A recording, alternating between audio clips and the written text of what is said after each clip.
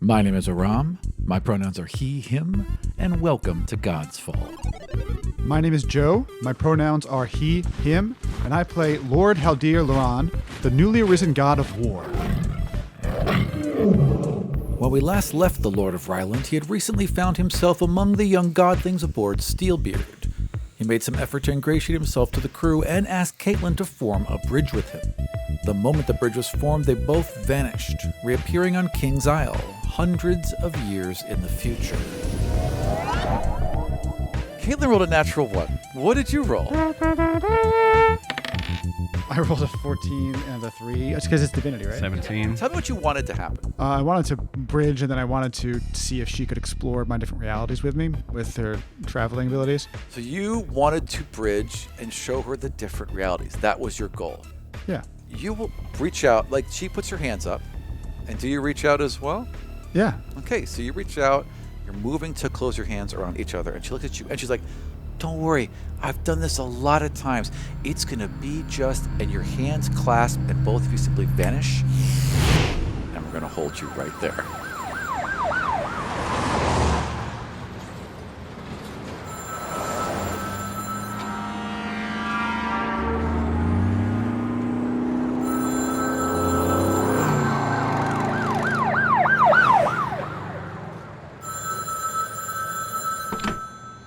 Haldir appears in the equivalent of Times Square in the 1980s. He stands in the glaring neon of a crisp fall evening as rivers of horseless metallic wagons trundle by. A sputtering of life hums from each, creating a constant rumble that echoes from all sides. Towers of glass and metal loom overhead, with only a few feet separating them. Thousands of people walk briskly and sometimes roughly past, in seemingly every direction at once. He finds himself in a large bowl surrounded by a bay, rung on all sides with docks awash with light. They glow without a flicker, for none contain flame. Strange chirping music leaks out from several boats filled with rambunctious youth dotted about the harbor.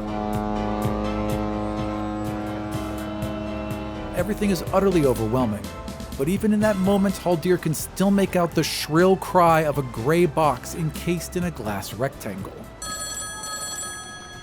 It sits at the edge of a raised stone platform that seems to separate those on foot from those within the horseless carriages. The sound is that of a bell, rapid and insistent, that rings for a few seconds, falls quiet, and then rings again in the same manner.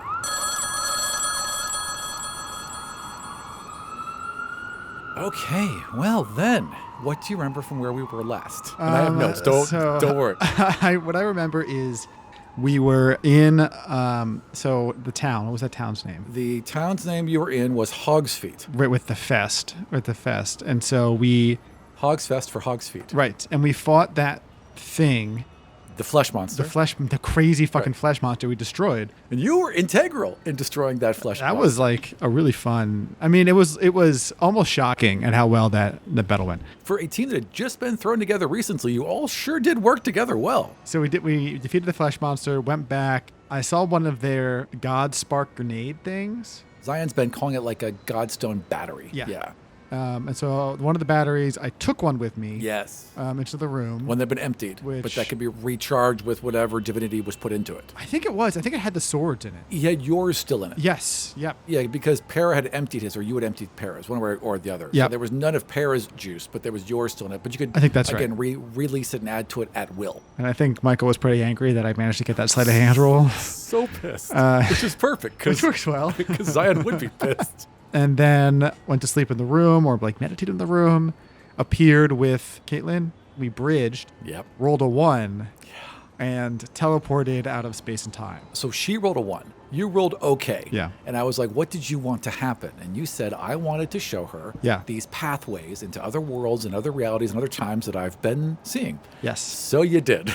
So there was a bright flash of light. Yep. And you appeared on what is the equivalent of a street in Manhattan in the 80s.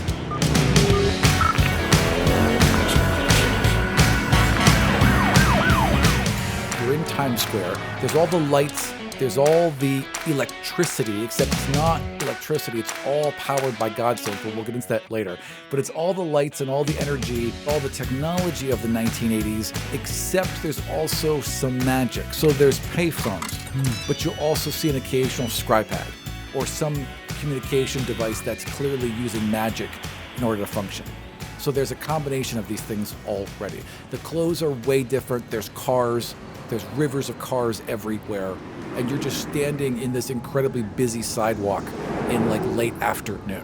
So it's just Times Square, like 1985, except some magic. Are they all humans there as well? Is it the multi races? There's mostly human, but there are definitely elves there. You're seeing dwarves, you're seeing gnomes, you're seeing all the races you are familiar with, including some beasts as well. Got it.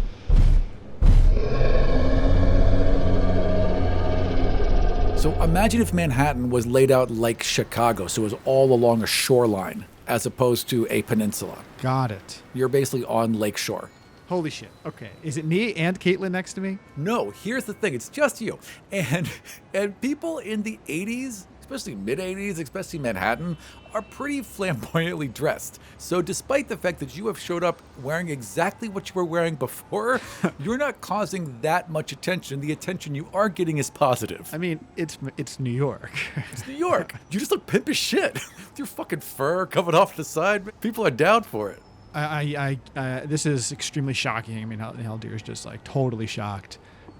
Cars going everywhere. Have you ever? It's so loud. I'm picturing, like, I don't know. I don't remember the movie this is from, but you know, when somebody's like really disoriented because they're just coming out of a sleep or like coming down of a high, and they're like stumbling through the streets and they see the lights that are like flashing by them. The people are looking at them and they're talking, but they don't really understand what they're saying, and everything's just going by in a word. Yeah. That's kind of what I'm imagining as he becomes disoriented from this completely different, complete shift in his location, and everything is just so foreign. Especially because it is so loud, and you traveled forward in time. Caitlyn has shifted around in time, but she can only shift around in time up to her current existence. And Caitlyn would have told you this because Caitlyn tells everyone. She would have told you at some point on the boat. You can't stop her from telling people about her abilities. So I go anywhere into my own past, anywhere that I've been, I can go again. If it's beyond that in the past, I can't get there, which is really frustrating. But if I bridge with someone, or if I just enter someone's dreams who have been into the past and they agree to go with me, then I can access further in the past. But I can't go into the future, which again is really frustrating. And I'm trying really hard. But that's pretty much all that I can do, is I can go into the past at any point, whenever I want, and, you know, look around, talk to people. This has been a really good talk. The only way she could reach this pathway, the only way that dreams could touch the future, was because your pathway. This only could exist because of Haldir. Fascinating. Can you roll perception? I can. In the middle of this chaos. What is my perception? 1,000,000. So I got a 12 plus 6, 18. So you kind of stagger, and you're bumped a couple times, jostled a couple times as people, again, just rivers of people moving past you quickly at all times. Everyone seems to be in quite a hurry. And in the middle of all this, there's this piercing ring. There's this bell, this continuous monotonous bell that seems to grow louder and louder in the middle of all this din and noise and confusion. And as you look to your left, there's this glass box.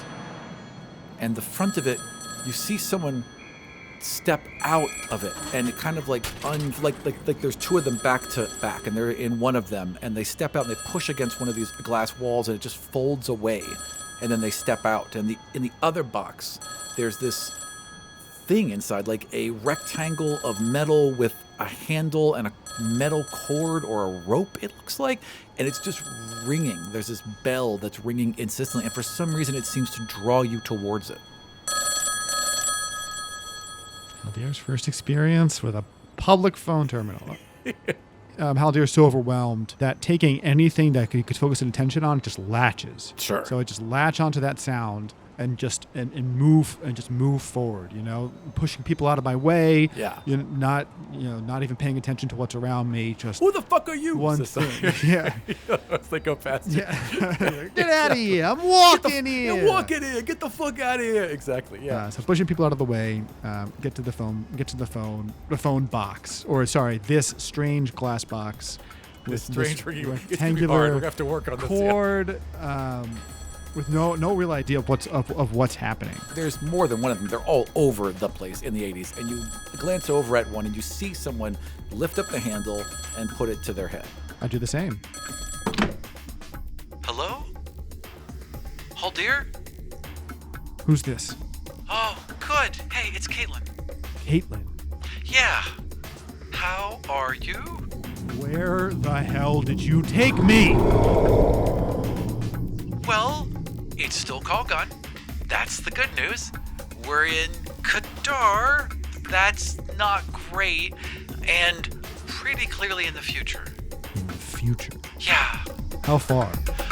Really far.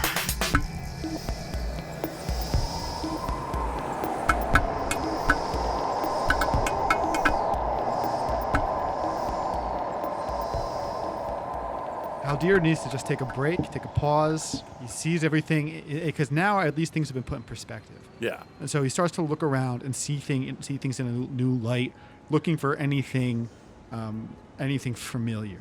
So is there anything around him that he might recognize? Can I roll perception for that, or what's the? Sure. When you say that you would recognize, what are you looking for? I'm looking for names of cities that I might know. I'm looking for. Gotcha. Even races and people I might recognize, or some type of machines, or anything that I might know, clothing styles, anything that I find that I might recognize. The word Qadaria jumps out all over the place. Shapes and designs that seem old that have been repurposed into patterns. There's high elves, there's the occasional orc, there's dwarves, again, there's all these races interacting, and there's elements that feel familiar, but all of it seems referenced. Like a holy symbol might now be a fabric pattern.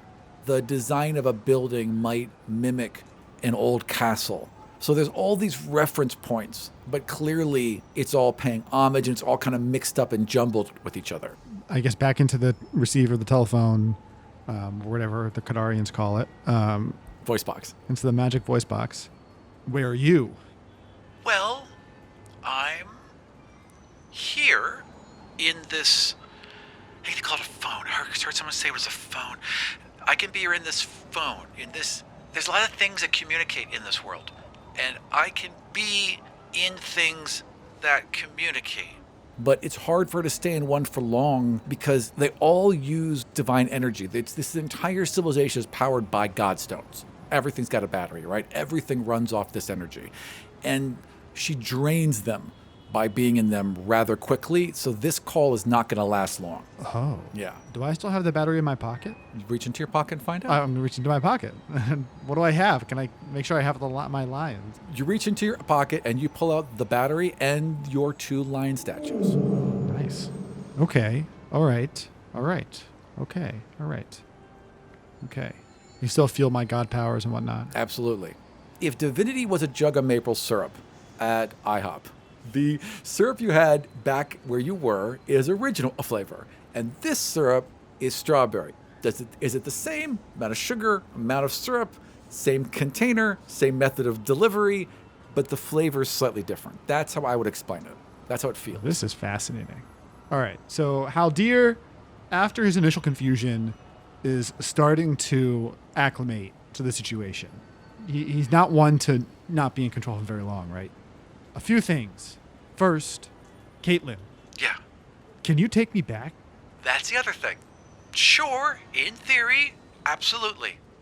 I don't know how to yet, but I'm working on it. Until then, you need to be really careful. And then she pauses for a second. There's a crackle and a hiss. The number you have dialed has not been recognized. Please check and try again. Please hang up. Walk north. About 20 minutes. There's a store. It's called Playland. Go there. I'll be there. Caitlyn? Caitlyn, So that's done. I drop the phone. It's just like hanging by its string there.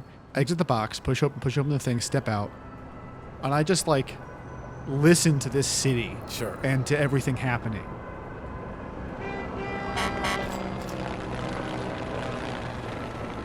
And it's not overwhelming now. It's like focused, and it helps me focus. It's almost like turning into a white noise of this place of incredible potential. They've harnessed Godstones to the point that they've built these incredible buildings, that they have just lights that are creating images on the side of these massive, larger buildings than anything you could possibly imagine previously. They use glass in ways you've never seen before. Entire buildings seem to be supported by glass. If you could bring this back, if I could learn how this is done and bring this back. Imagine what you could do. The power that would give you. You would, if you could bring it back, and then you had just the time to devote and the people to devote to creating this and to turning your city into this. You wouldn't even have to conquer the world. Everybody would come to you. She said, head north. Yes. Great. Can I see the sun?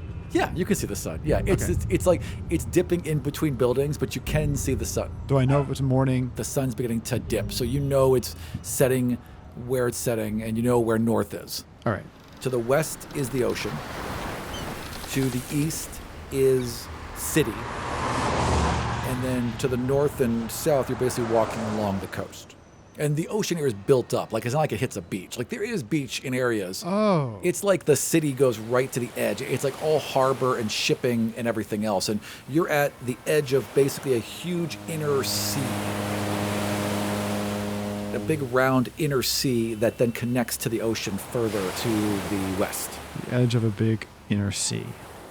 So am I like a block away from where the harbor starts? You're basically on a boardwalk almost. Oh, I'm on a board. Okay. Yeah. So there's this boardwalk, and then there's a like a lakeshore drive, like a large multi-lane road next to you, right? And then a couple iron bridges that go over to get pedestrians from one side to the next, that kind of thing. I'm on the coast. Yep.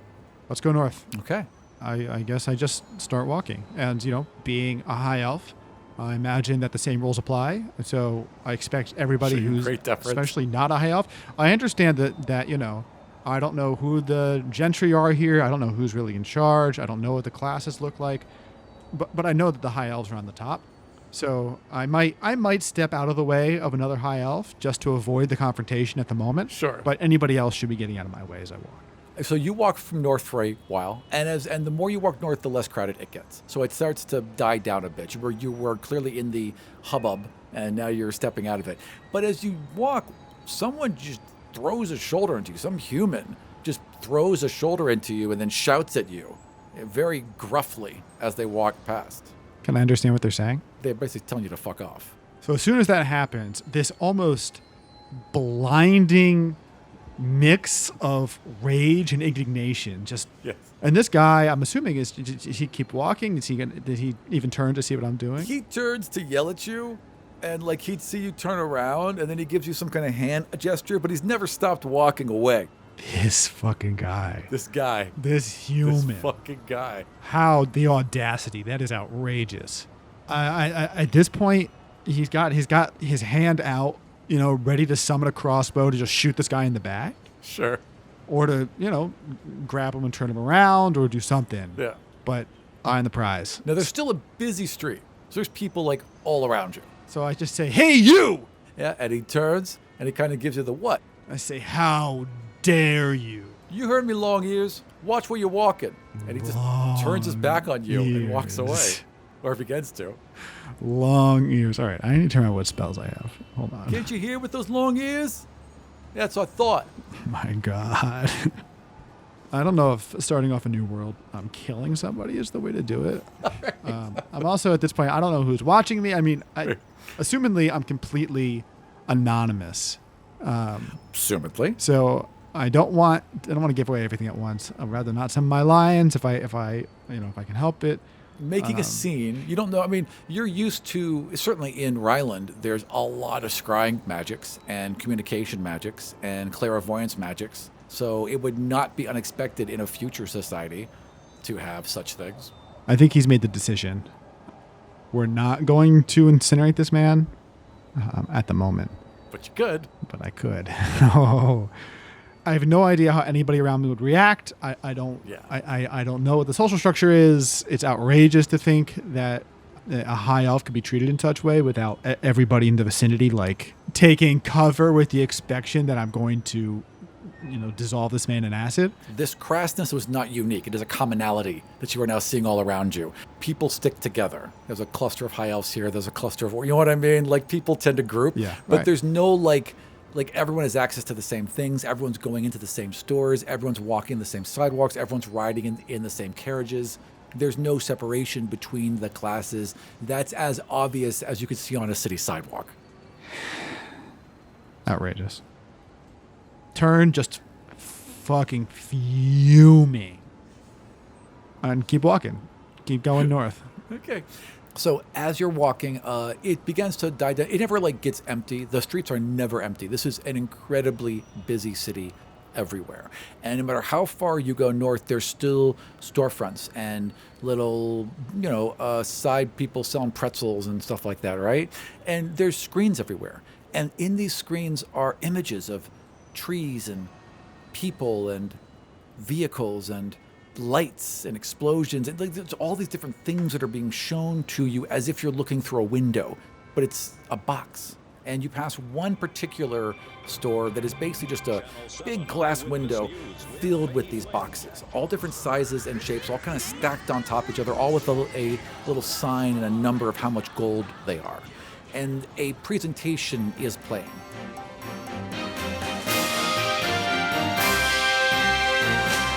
Excitement grows as preparations continue for the founding, a day of unity in which Kadarians across the Isles spill into the streets and celebrate their first year of global rule.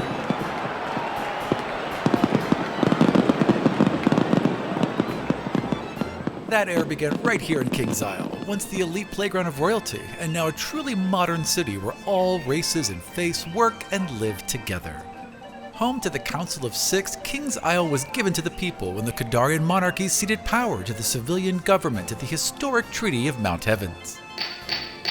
Lord Thavra Minecrafter spoke from her balcony to a gathering of citizens and supporters this afternoon about her plans for the festivities. Oh, I'm sure my secretary has it all figured out. I'm just worried about how I can sneak in a nap or I'll never see midnight.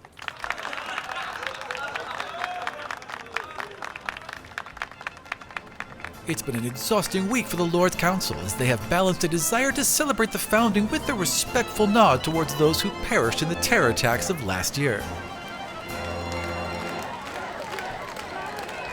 Kadarian President Haldir Loran led a tribute at Crescent Park and unveiled the Loss, an artificial whirlpool 100 feet across constructed along Bayshore Drive.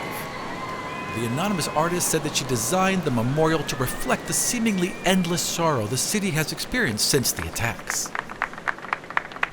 Kadar and the members of the board pass along a full 10% of our thoughts and prayers for the calendar month to the family and friends who were taken from us. Today is a reminder that violence cannot weaken us, nor fear divide us, but that we must remain ever vigilant against those who would seek to harm us. In that spirit, we are happy to announce that the Council has unanimously passed the Public Account of Divinity Act. It will celebrate our saviors while holding them accountable for their godly powers and provide a method of direct redress for any and all life and property damaged by unauthorized use of divinity.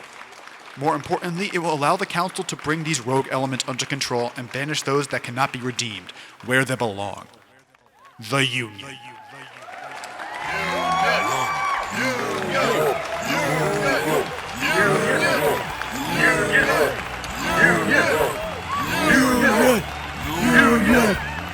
And the camera pans up, and two people fly overhead and over the cameras and over the crowd to much cheering, and sparkles of energy trail in their wakes as they fly over in these absurd, brightly colored costumes and masks and fly off to either side.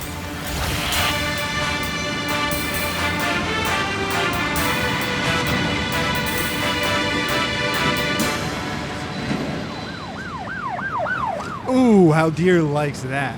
Of course he does. That makes him feel good. All right, so what did we learn? It's the same person you saw when you were connected to all the different realities. This is, without a doubt, your original patron. So this is the guy who tried to absorb me into himself. Absolutely. Oh, man. Well, isn't that very interesting? I mean, really, keep walking north. Or we can talk to somebody and find out where this guy fucking is and confront him. Gotta be honest, didn't go too good last time. And you're on his home turf now. And I'm on his home turf now.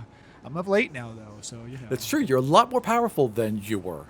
And you got Caitlyn. I mean, do I? Hopefully. Do I have a cell phone? I can just give her a call? Like, what's she gonna do? I might have Caitlyn. You might have Caitlyn. Hopefully you got a Caitlyn. But man, this bodes well for my future. I like this. It's also, I guess he's an elf. Yeah. I was like, it's shocking that this type of technological development would happen within one lifetime. One lifetime. It's Haldir's lifetime, so it's like maybe 500 or 600 years. So I guess 500 or 600 years makes sense. I was thinking like... I mean, the U.S. has only been around for... 200 years, yeah. This is the equivalent of you like in your upper 60s, early 70s, right? Sure. So you've lived most of your life. It's about 500, 600 years. And that's like, you know, that's longer than the U.S. took to get going, so... And I am the king of Kadar, so... That's right, you're the king of... Really got that going for me. No, so as you, like... You'll get more information on this later. Kadar is a corporation / government entity, and you'll find out more. Run by the Civil Council. So you run the Kadarian Corporation, which is also which is on the council. That's what the president. So the Kadarian Corporation is on the council because it's the largest corporation. Do you remember when we talked about Rizan and how they did voting, and basically where, like, let's say you wanted to be in charge of the docks. When you ran for office, you would run for office, a couple other people would. You'd each be assigned a magical vault that sat in front of the office that you would hold. And people voted by putting money into those vaults.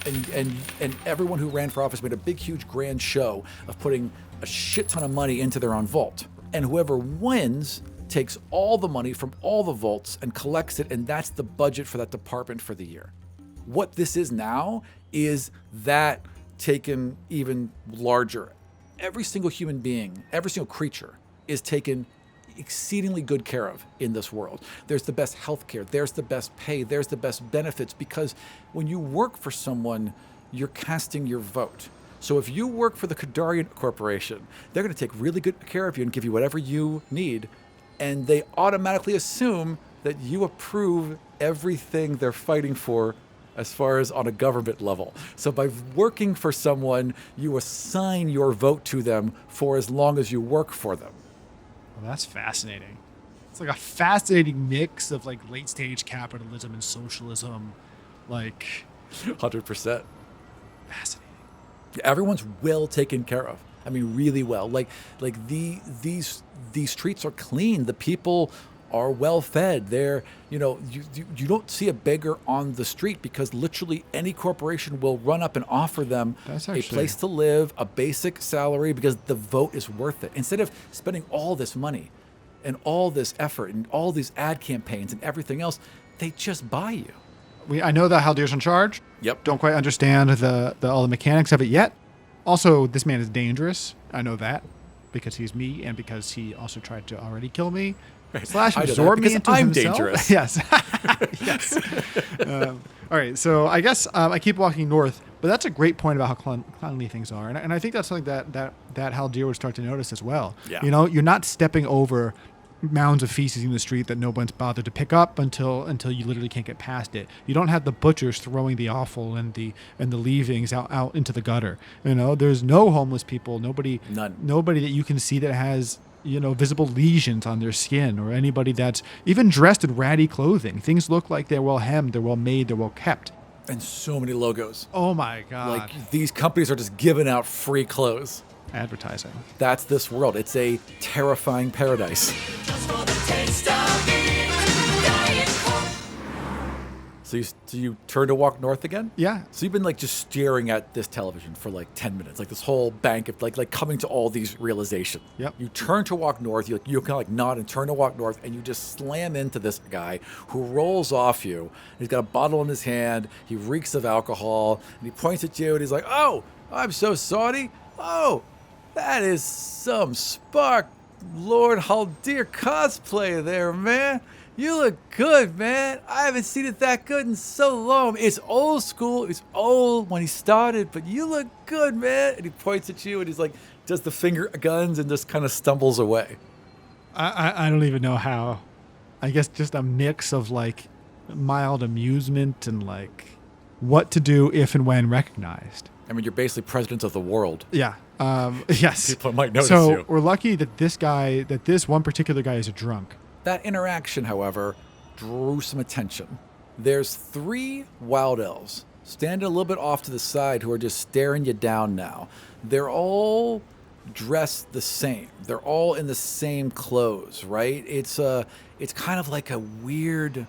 If you were to modernize a wild elf, you ever see Hook? Remember Rufio? Yeah. Oh, I just watched that the other day. Yes. So think 3 wild elves dressed as Rufio, okay?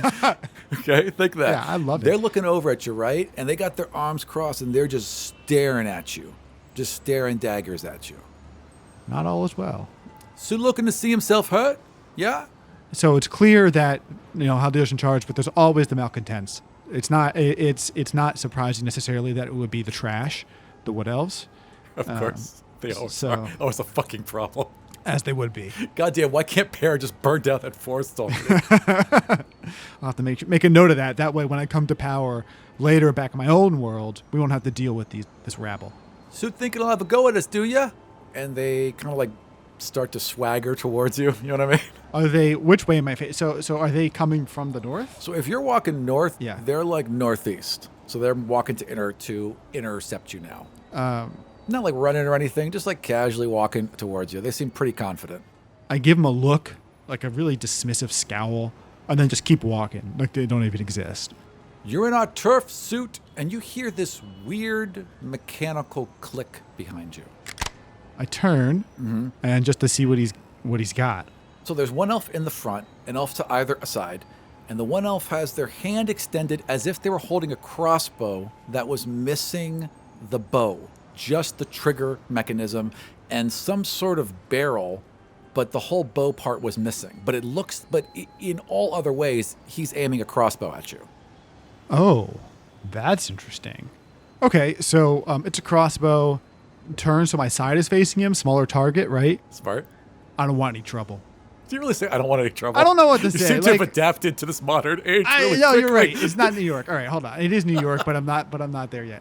No, fuck this. I'm Haldir. So, he's got his crossbow. Well, I've got mine. Excellent. And so I raise my... And so there's 2 reasons for this. Number 1, because I think it'll be threatening. And number 2, I don't think these people would actually attack the real Haldir if he was walking through the fucking streets, right? Right. And so if I demonstrate some powers that hopefully people have seen... So you basically turn your side, raise your hand, and have your crossbow appear magically in your hand. Yes. I would like you to roll intimidation with advantage. +3, so 20. And then advantage is just twice, right? Right, correct. And then 13 and 3 is 16, so 20.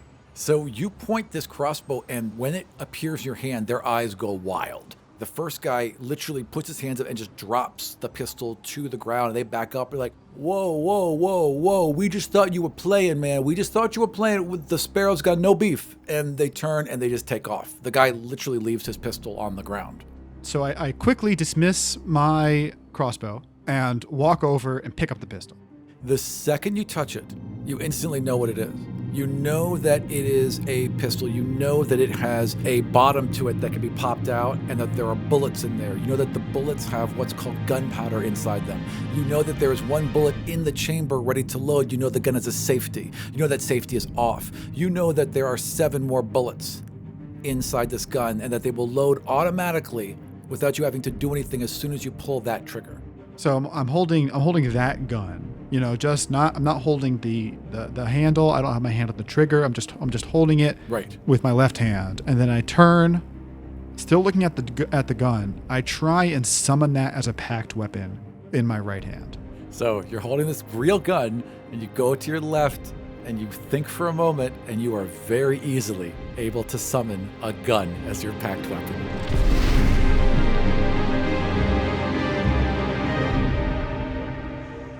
Beautiful. I thought you'd be happy about this. That's incredible. You just had to see one. I take that gun, which is now more or less useless to me. I mean, nothing is better than a packed weapon. Every time you summon it, it'll be loaded. I can use 2 hands. I can have as many as I want, really, I guess. It reloads as a bonus action without you having to do anything. Reloads as a bonus just like the action. crossbow, because when you have a feat that allows you to have the advanced weapons, and when you fire with a crossbow, the crossbow automatically reloads. It takes away the need to reload it. If that's true, then a gun would reload too. You don't even need bullets. I turn over, because I'm walking on a boardwalk, right? Yeah. So I turn over to where the water is. I walk over to the water, and I drop it in.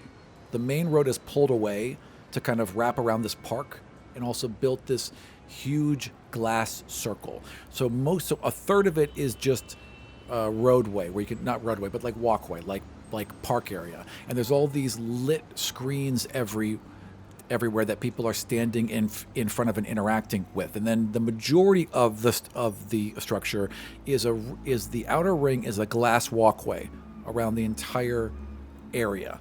And the inner structure is just an open artificial whirlpool. And then in the center, where the actual drop away is a glass platform that goes directly out over it. And the idea of this structure that is, as it's beginning to dim and get dark, the lights are coming on, this whole thing is lit up, is that it's this perpetual loss.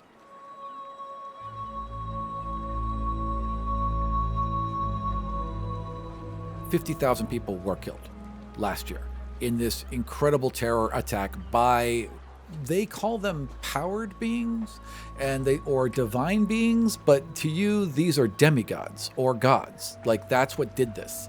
And this terror attack has now led to this registration of all the divine creatures and to the building of this thing called the loss. And what people do is they basically stand here, they contemplate loss with this never-ending hole that just falls into nothing.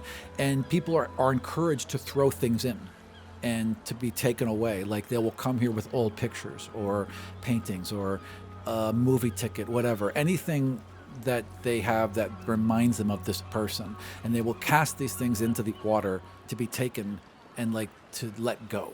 Like, it's this whole process of healing. It wasn't really planned, but it's what people ended up doing. And instead of stopping them, they saw it as valuable, so it became a thing. So when you walk up and you chuck your gun into the water, no one even bats an eye.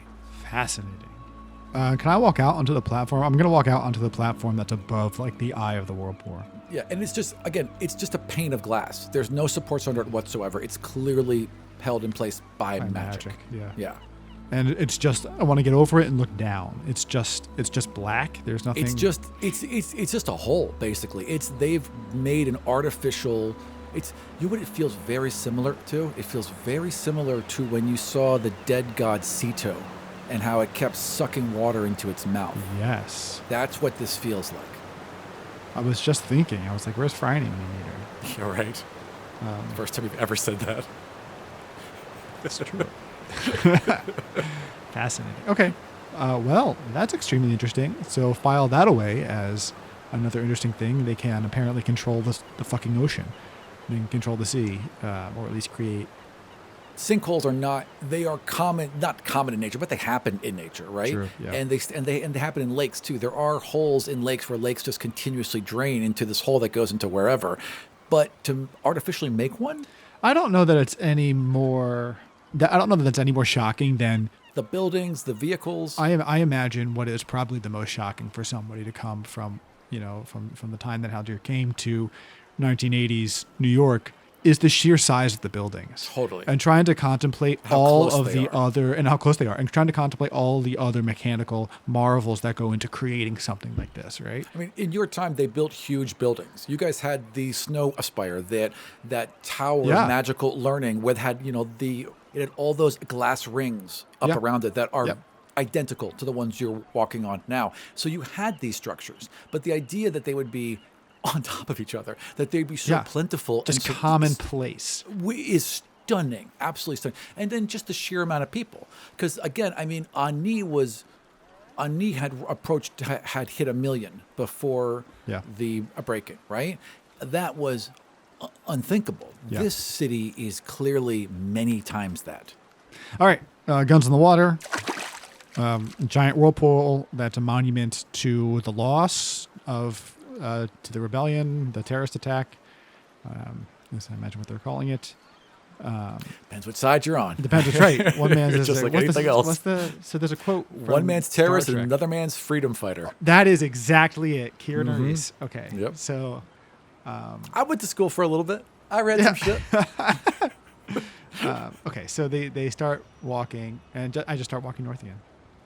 The rest of your journey is quiet and contemplative. A dark seems to come quickly. Like once the sun sinks, it almost feels like it's pulled by gravity further down faster. And the lights just come on and they're blazing everywhere. But even with that, the glow from Playland's neon sign can be seen clearly 3 blocks away. A 30-foot wide passage between 2 glass and metal towers was covered by a glass roof attached to both buildings. The passage is open on either end, and the space within crammed with 100 loud flashing boxes. Despite the glass roof, the arcade is dim and filled with smoke, lit mainly by the glow of countless screens. And that same kind of tingy noise that was in the box earlier when you talked to Caitlyn. So as I approach Playland, I want to look out for any of more of those boxes with the phones.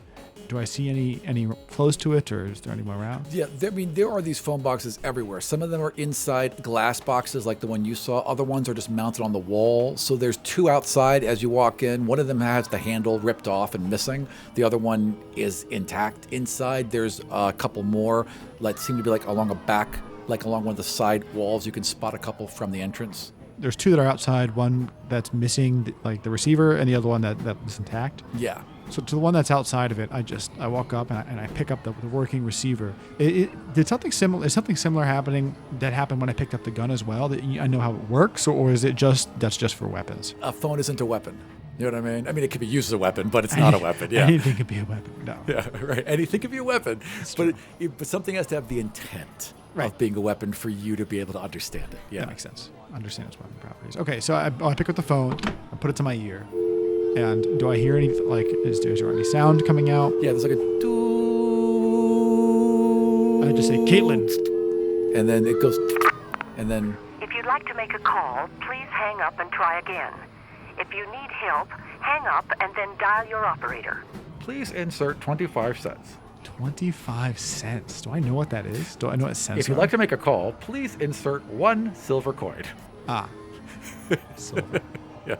Do I have my coin purse on me? Am I destitute? Absolutely you do. All the things you had on you, you have. Well, I don't.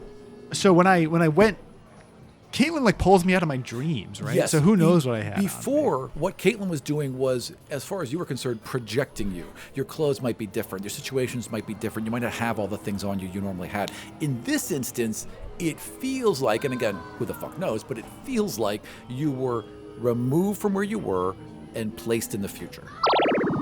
All right. Well, let's take out a silver coin then.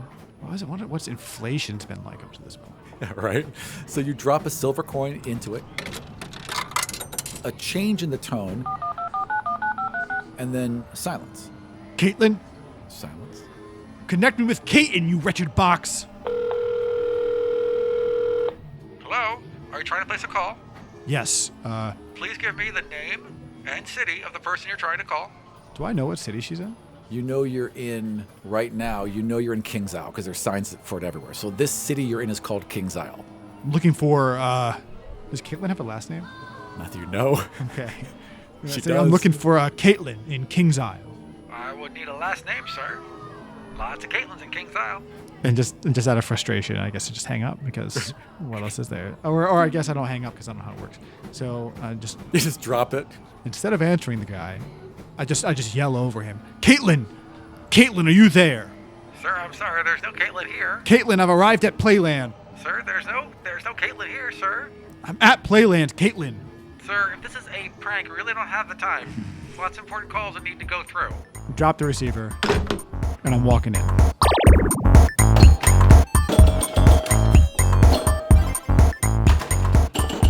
And there's music blaring, there's people smoking. It's this perfume of cigarette smoke and Axe body spray and sweat, right? It's just like it's this youthful, arrogant energy, okay? And you're pushing through and things are dark and it is dim, and these are not the kind of people you would normally hang out with. Like, they're not dirty, but they're clean on the outside, but they're dirty on the inside. Like, you know, these people will never be clean. Yeah, these people are trash. Right? Yeah. So you're pushing through for a while, and I'd like you to roll perception. That's 7 and 6, which gives me 13. So you're looking around for a bit, and you find a couple other phones. You pick up the receivers. It's the same deal. It's always a person who claims to be like an operator. They all claim to be the same thing, so you assume it's a job. And eventually, you're just kind of frustrated, and you turn, and you see this one box. It's kind of like in the middle with like a light above it. This just seems to come out from everything else. Just seems to set itself apart for some reason in a weird way. And it's called Dreams of Flight.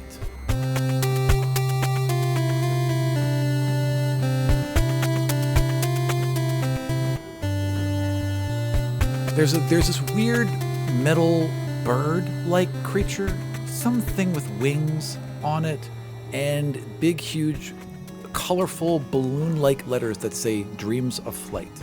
I walk up to the glowing machine. So there's like a big seat, right? There's like a curtain that you would part, almost like you were getting into a photo booth. And there's a big seat, and you sit down, and there's some sort of like stick or rudder in front of you, several buttons, and a screen that's displaying a view as if you were very high in the air.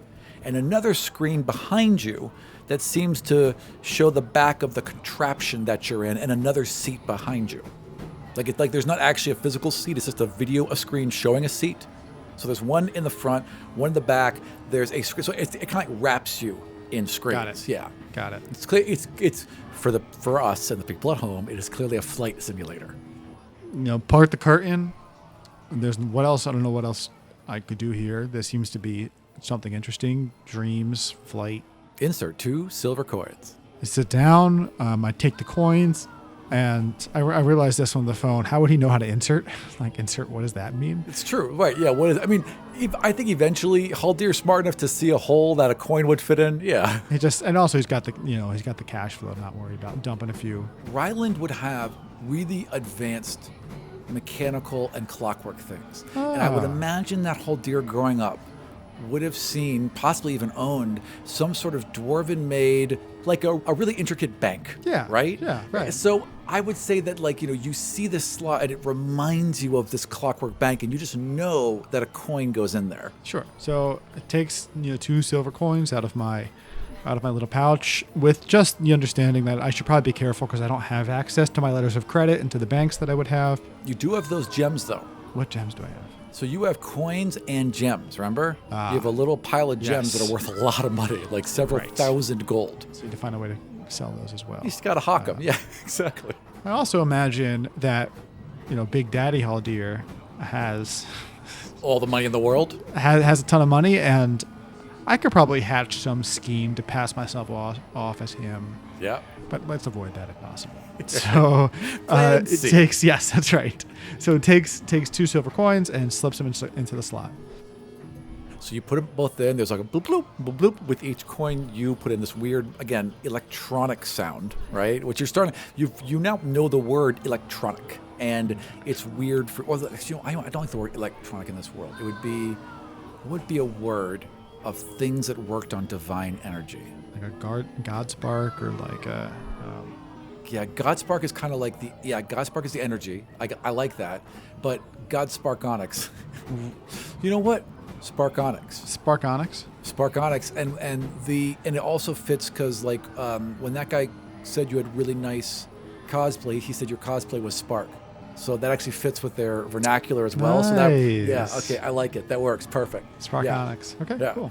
So you put 2 coins in, the screen flashes, and you're it's giving you some you are prepared for your bombing mission over the high seas, blah, blah, blah. You know, there's all this stuff going on. And then behind you, you hear, hey, you got here.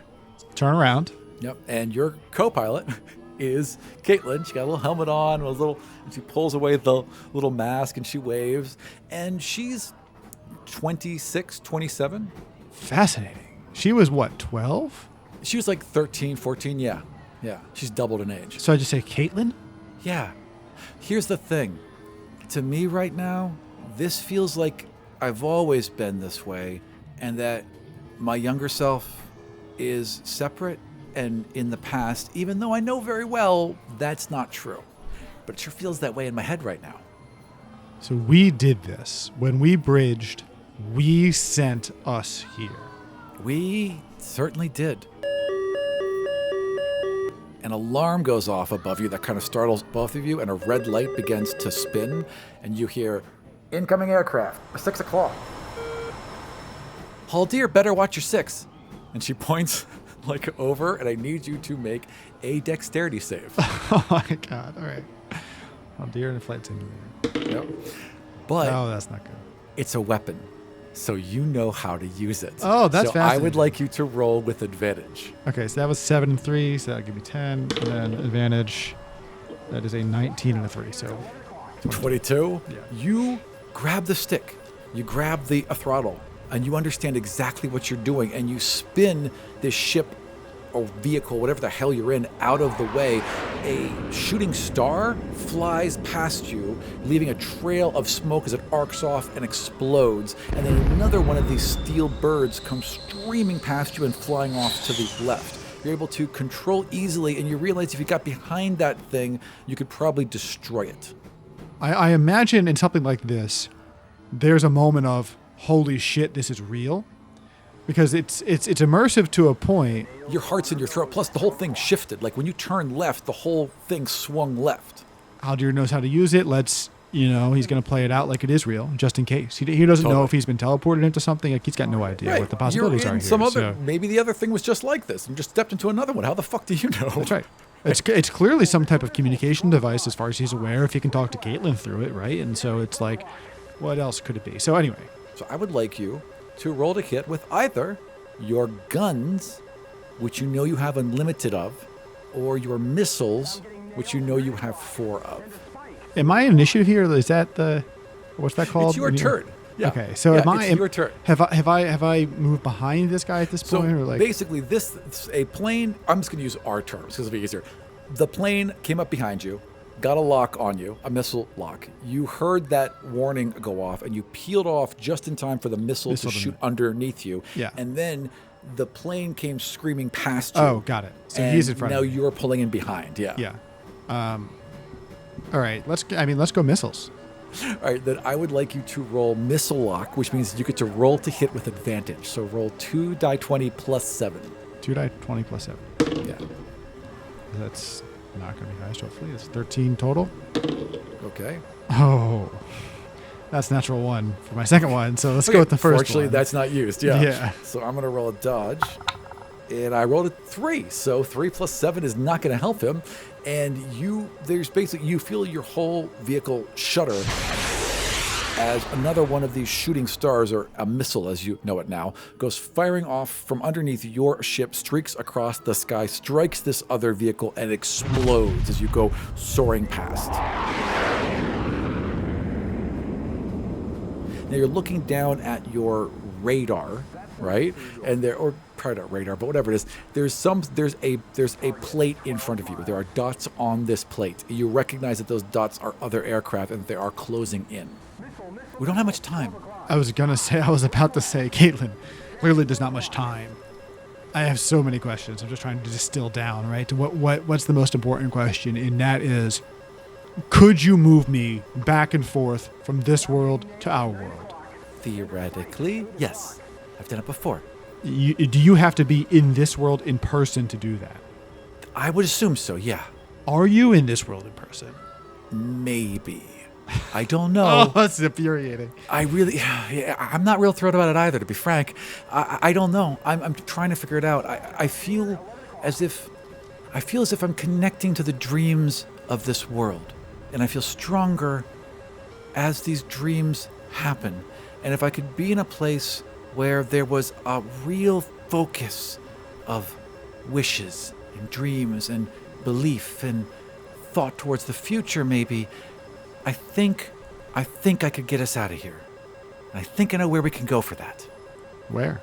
So as you're playing, right, and you're flying along wherever this fake, area is, she brings up a little picture-in-picture, and you're seeing like a real 1980s graphic version of the area you were just in, where the fountain was, and where the lost was, and where the whole park was. And he's like, "So, you know that you're here, right?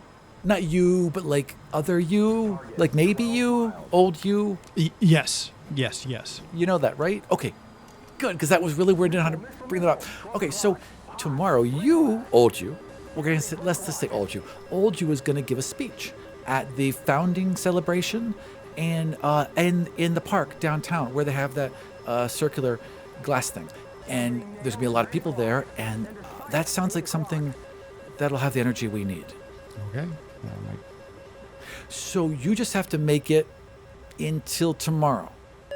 Beep, beep, beep, as like 3 of these dots are getting closer to you. That sounds easy enough. So you can't bridge with me now. I don't even, and there's like, again, you hear like, bandits, 4 o'clock, right?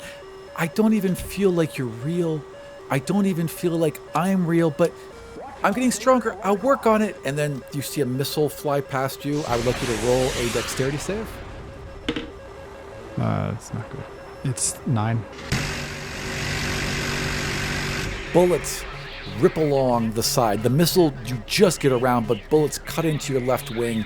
Flame explodes along the wing next to him and is licking at the cockpit around you. She reaches and she puts her hand on the glass that separates you. She's like, "I'll be here. I'm not going anywhere. I'll get us out." And then the plane snaps in half. She gets sucked out into nothing, and you spiral around.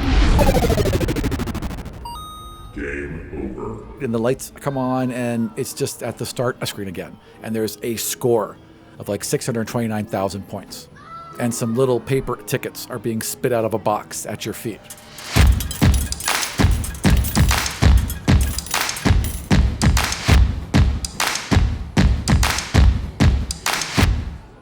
Thank you for joining us for Godsfall episode 100, Back to the Future. We are working hard to get microphone kits to all of our players so we can continue to record the show, but we need your help to make it happen. We are selling off our reserve stock of Godsfall World Books and pumping our Patreon with new content, including a series of patron-only games where I run our listeners through one-shots and a mini-campaign in Khalgun. Visit godsfall.com for more information or check out the Patreon at patreon.com/Vartian. And we'll see you all next time in the world of the 5 Kingdoms.